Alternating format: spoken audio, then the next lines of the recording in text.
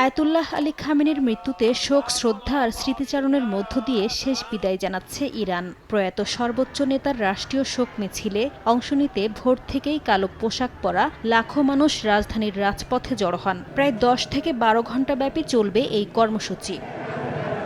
প্রায় ১০ কিলোমিটার দীর্ঘ শোকযাত্রা ইমাম হুসেইন স্কয়ার থেকে শুরু হয়ে ইনকিলাব স্ট্রিট, ইনকিলাব square, Azadi street, Azadi square অতিক্রম করে মেহরাবাদ বিমানবন্দরের কাছে শহীদ লাশগিরি মহাসড়ক পর্যন্ত যাবে। শোকযাত্রা জুড়ে জাতীয় পতাকার পাশাপাশি ফিলিস্তিন ও হিজবুল্লাহর পতাকাও বহন করতে দেখা যায় অংশগ্রহণকারীদের।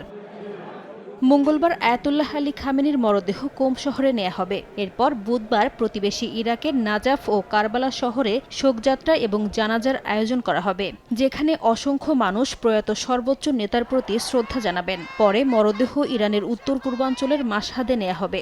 জন্মস্থান মাশহাদেই আগামী বৃহস্পতিবার রাষ্ট্রীয় মর্যাদায় খামেনিকে দাফন করার কথা রয়েছে।